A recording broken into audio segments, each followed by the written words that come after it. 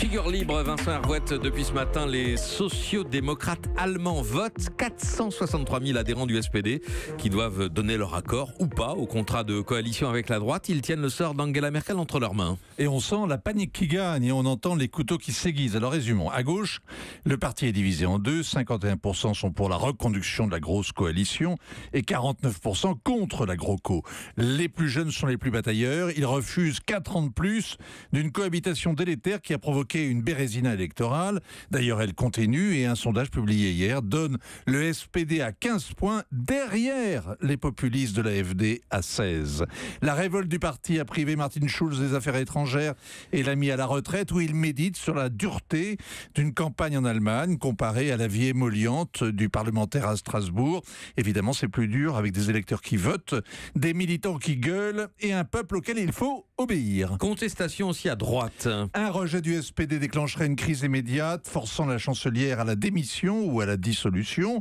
La contestation à droite est moins urgente mais plus profonde. D'abord, on y grogne contre les concessions faites aux socialistes qui ont obtenu 5 ministères, y compris et surtout les finances. C'est beaucoup pour des gens qui ont perdu les élections, n'est-ce pas trop? Et derrière la plainte, on entend la jeune garde qui piaffe contre le système Merkel. Ce n'est pas encore cette fois que les cadres seront ministres. La succession est ouverte. Angela Merkel n'est plus invincible, bientôt elle sera insupportable. Pour gagner du temps, elle s'est trouvée une dauphine, une sorte de clone qui sévit en Sarre, une femme évidemment, Annegret Kramp-Karrenbauer, qui gouverne le plus petit des Länder, modeste, dure à la tâche, puritaine. Depuis 15 jours, toute la presse désigne cette doublure comme l'héritière. Et hier, Angela Merkel a donné raison aux gazettes en la hissant au secrétariat général du parti. Elle est numéro 2. Elle pourrait le rester, 4 ans c'est long, demandez à Papa Schulz, il s'est usé en 9 mois. Ouais. Et les placards d'Angela Merkel sont pleins comme ceux de Barbe Bleue avec les cadavres de ses rivaux qu'elle a étouffés sous les baisers qui tuent. Pas de relève évidente, c'est le problème, Vincent? Le problème de l'Allemagne, c'est l'épidémie qui sévit en Europe. La révolte du peuple contre les élites. Les Britanniques se sont offerts le Brexit. Les Français ont passé par-dessus bord les vedettes des palais nationaux. Les Espagnols ont voté 2 fois en vain. Les Italiens sont dans l'impasse.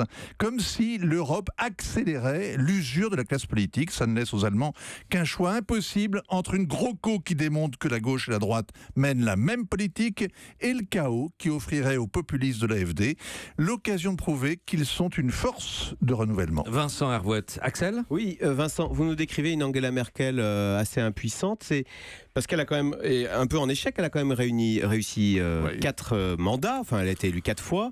Et c'est pas elle qu'on surnommait Mutti, ça veut dire maman en allemand, je crois. C'est plus le cas aujourd'hui? Si, oui, mais l'heure est à la tambouille, la petite soupe dans la marmite de Mutti qui veut rester au fourneau, qui veut pas le céder la place. Sauf que une grande partie des convives ont l'impression d'avoir été empoisonnés par la politique de Mutti, par la cuisine de Mutti, par la vague d'immigration, par les concessions faites à la Turquie, par un certain nombre de choses comme ça qui n'arrivent pas à digérer.